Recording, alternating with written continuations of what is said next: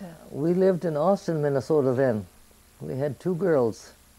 Lorma and Phyllis were 2 and 4 years old. And here was Marland coming. Well, my sister, that was still at home, she was not mentally well enough to leave at home alone. She was just 2 years younger than me, but she had mental problem.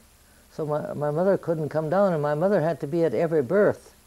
That was a midwife that worked with a doctor. Well, she couldn't leave Barrett, Minnesota here to come down to Austin and be with me to have a child. Your mother was a midwife. She was the midwife.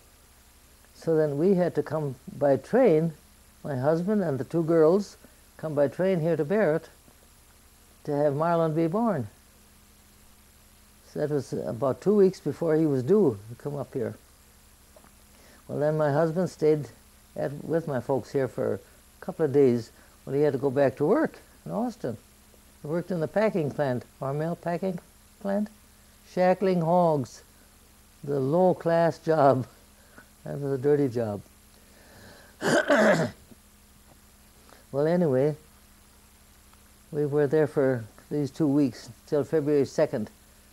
Then I was getting time for him to come. So we called the doctor. It was winter time, February 2nd.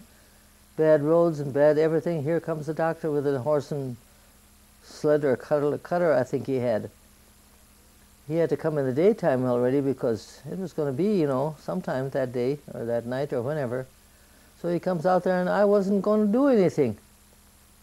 Wasn't ready. He wasn't ready to come. So I stood around and they said, maybe you should go to bed. Maybe that'll make it come. So I went to bed, and the doctor went to bed, laid down on the couch. Wait till after midnight, and then he decides to start coming. So then my mother and everybody had to start getting busy. So I don't remember what hour it was, but he was born before morning. So Marland, to this day, he says, why didn't you hurry up and do that 1 day sooner? Could have had a month's check more for Social Security. February 2nd, he could have gotten a sooner check, Now he had to wait a whole month before he got his check. To this day, he bawls me out for that. So your mother was the midwife She was the midwife. And it went okay? And Sure.